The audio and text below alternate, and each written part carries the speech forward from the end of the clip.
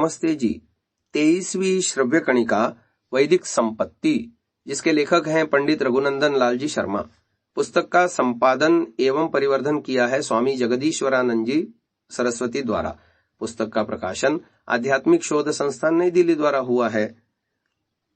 हम प्रथम खंड में वेदों में ऐतिहासिक वर्णन के विषय में आपको सुना रहे थे। गत दृश्य श्रव्य कणिका में हमने जानने का प्रयास किया कि वेदों में जितने भी वर्णन आए हैं वे सब आकाशीय पदार्थों के विषय में हैं, जिनको पुराणों में इतिहास पुरुषों के साथ जोड़ करके भ्रम उत्पन्न कर दिया कि वेदों में इतिहास है। इसी संदर्भ में कुछ उदाहरण देते हुए लेखक ने आगे लिखा कि अब इनकी खेती और किसानी देखिए। अथर्ववेद 6:30-1 में देवा इमं मधुना संयुतम यवम सरस्वत्यामधि मणावचर कृषुः इंद्र आसीत् सीरपतिः शतक्रतुः कीनाशा आसन मरुतः सुदानवः। अर्थात देवताओं ने सरस्वती में मधु यव की खेती की, जिसके सीरपति यानी स्वामी इंद्र हुए और किसान मरुदगण हुए। इन किसानों के पशु क्या हैं वह भी देखिए। एहयन्तु पशवो ये परेयुर्वायुर्येषां सहचारं जुजोष त्वष्टा येषां रूपधेयानि वेदास्मिन् तान् गोष्ठे सविता नियच्छतु। अथर्ववेद 2:26-1। अर्थात जिन पशुओं का सहचारी वायु है, त्वष्टा जिनके नाम रूप जानता है और जो बहुत दूर हैं, सविता यानी सूर्य, उनको गोष्ठ में पहुंचावे। अब वैदिक जानते हैं कि सूर्य किरणों को गौ और अश्व कहते हैं। वे सब सूर्य के गोष्ठ में रहते हैं। हमने यहाँ केवल नमूना मात्र दिखलाया है। वेदों में आकाशीय पदार्थों के द्वारा एक पूरे संसार का वर्णन किया गया है। इन सब वर्णनों के साथ उनके वंशों का भी वर्णन है। ऋग्वेद के एक मंत्र में कहा गया है कि गायन्ते त्वा गायत्रिणोर्चन्त्यर्कमर्किणः ब्रह्माणस्त्वा शतक्रत उद्वंशमिव ये मिरे। ऋग्वेद 1:10-1। अर्थात हे शतक्रतो, तुम्हारे गीत गायत्री आदि गाती हैं, सूर्य तुम्हारी पूजा करते हैं और ब्राह्मण लोग शाखोच्चार की भांति तुम्हारे वंश की वंशावली का बखान करते हैं। आकाशीय पदार्थों के वंश का यहाँ वर्णन किया गया है। नक्षत्र वंश की बात वाल्मीकि रामायण में भी कही गई है, जो इस प्रकार है। बालकांड सर्ग 60 श्लोक संख्या 21 एवं 22। सृजन दक्षिण मार्गस्थान सप्तर्षि न परान पुनः नक्षत्र वंशम परमसृजत क्रोध मूर्छितः दक्षिणां दिशमास्थाय ऋषि मध्ये महायशाः सृष्ट्वा नक्षत्र वंशम च क्रोधे न कलुषीकृतः। यहाँ त्रिशंकु नक्षत्र का वर्णन करते हुए लिखा है कि दक्षिण की ओर एक दूसरा नक्षत्र वंश पैदा किया गया। यह ध्यान रखने की बात है कि यहाँ स्पष्ट नक्षत्र वंश कहा गया है। संभव है इन वैदिक वंश वर्णनों से ही ऐतिहासिक वर्णनों का मेल मिल गया हो और सूर्य चंद्र आदि का जो नक्षत्र वंश है वह क्षत्रियों के वे नाम होने के कारण उसी में समझ लिए गए हों। हमारा तो पूरा विश्वास है कि वेदों के अनेकों आलंकारिक भाव गलती से इतिहास में मिला दिए गए हैं। आइए कुछ नमूनों को यहां भी देखते हैं। प्रथम है राजा पुरुरवा। पुरुरवा चंद्रवंश का मूल पुरुष है। वेदों में पुरुरवा और उर्वशी का वर्णन देकर एक आलंकारिक नाटक का नमूना बतलाया गया है। यह पुरुरवा सूर्य है, उर्वशी उसकी एक किरण है और दोनों अग्नि हैं। यह प्रसिद्ध है कि इंद्र के अनेक अप्सराएं थीं। इंद्र नाम सूर्य का है और अप्सरा उसकी किरणें हैं। उसकी अनेक किरणों में उर्वशी भी एक किरण है। पहले देखिए कि वेद में पुरुरवा और उर्वशी तथा आयु तीनों को अग्नियों के नाम से कहा गया है।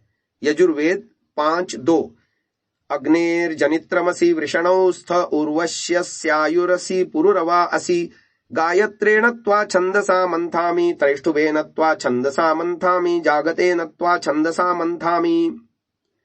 इस मंत्र में अग्नि को संबोधित करके कहा गया कि तू उर्वशी है, तू आयु है और तू पुरुरवा है। तुझे गायत्री, त्रैष्टुभ और जगती छंदों से मथकर निकालता हूं।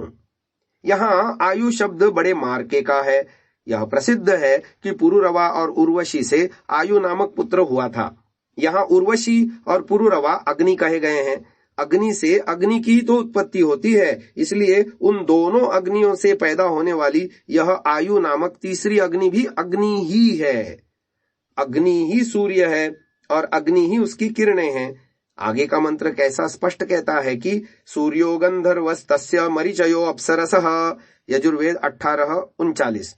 अर्थात सूर्य ही गंधर्व है और उसकी किरणें ही अप्सरा हैं। अग्नि ही सूर्य और गंधर्व है, गंध को यही फैलाती हैं। अर्थात हुत पदार्थ इसी में डाले जाते हैं जो फैलते हैं। आगे अप्सराओं के नाम बतलाए जाते हैं। पुंजिक स्थला च क्रतुस्थला चाप्सरसौ, मेनका च सहजन्या चाप्सरसौ, प्रम्लोचन्ती चानुम्लोचन्ती चाप्सरसौ, विश्वाची च घृताची चाप्सरसौ, उर्वशी च पूर्वचित्तिश्चाप्सरसौ। यजुर्वेद 15वें अध्याय में 15 से लेके 19 तक के मंत्र। यहाँ अन्य अप्सराओं के साथ मेनका और उर्वशी भी अप्सरा कही गई हैं। ऊपर कहा गया है कि अप्सरा सूर्य की किरणें ही हैं और बताया गया है कि सूर्य ही अग्नि है। अतः ऊपर का वर्णन अंतरिक्ष के चमत्कारिक तेजस पदार्थों का ही है। इसे मनुष्य के वर्णन के साथ जोड़ने की क्या आवश्यकता है। बहुत दिन के अन्वेषण के पश्चात विद्वान भी अब इस परिणाम पर पहुंचे हैं।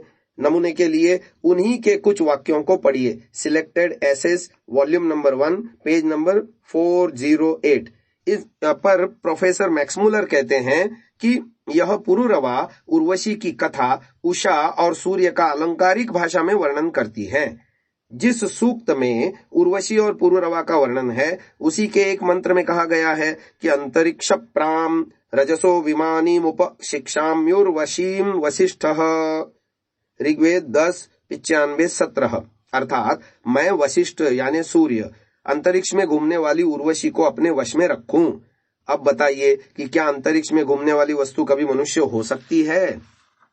प्रोफेसर गेल्डनर, रॉथ, गोल्डस्टकर और म्यूर आदि भी यही कहते हैं। ग्रिफिथ साहब ऋग्वेद के 10वें मंडल के 95वें सूक्त के नोट में कहते हैं कि मैक्समुलर के मत से यह उषा और सूर्य का वर्णन है और डॉक्टर गोल्डस्टकर के मत से प्रातःकाल तथा सूर्य का है। एतद देशीय विद्वान भी यही कहते हैं। R.C. दत्त ऋग्वेद के मंडल 10 सूक्त 115 पर कहते हैं कि अमरा पूर्वई बलियाची उर्वशीर आदि अर्थ उषा पुरवार और अर्थ सूर्य। सूर्य उदय ई हईले उषा आर थाकेना। अर्थात हमने पहले ही कह दिया है कि उर्वशी का अर्थ उषा और पुरुरवा का अर्थ सूर्य होता है। सूर्य के उदय होते ही उषा ठहर नहीं सकती। बस यहां तक हमने वेदों से वेदों का अर्थ करने की परिपाटी के द्वारा पुरुरवा और उर्वशी तथा उनके पुत्र आयु को देखा और देशी विदेशी सभी विद्वानों का मत संग्रह करके जांचा तो पता लगा कि ये व्यक्ति लौकिक नहीं है, मनुष्य नहीं है, राजा नहीं है, प्रत्युत आकाशीय चमत्कारी पदार्थ हैं। गलती से पुराणों ने इन नक्षत्र वंश को मनुष्य वंश के साथ जोड़ दिया है। अब आगे राजा आयु की कथा आती है। ऊपर के वर्णन में आयु का थोड़ा सा वर्णन आया है। यजुर्वेद में लिखा है कि अग्ने आयुरसी, यजुर्वेद 5:2। हे अग्ने तू आयु है। यह आयु पुराणों में उर्वशी और पुरुरवा का पुत्र कहा गया है। हमने भी देखा कि उर्वशी और पुरुरवा अग्नि से ही बने हुए सूर्य और रश्मियां हैं, तब उनके पुत्र को अग्नि ही होना चाहिए। दूसरे स्थान पर ऋग्वेद 1:31-11 में लिखा है त्वामग्ने प्रथम आयु मायवे देवा अकृण्वन। अर्थात हे अग्ने, पहले तूने आयु को बनाया और आयु से देवताओं को बनाया। वही बात इससे भी सूचित होती है कि आयु नामक अग्नि से ही सूर्य किरण, उषा आदि देवता बनाए गए। इस प्रकार आयु भी मनुष्य सिद्ध नहीं होता। आज की इस श्रव्य कणिका को हम यहीं विराम देते हैं। आगे राजा नहुष का वर्णन है जो कल की श्रव्य कणिका में सुनिएगा। ओम।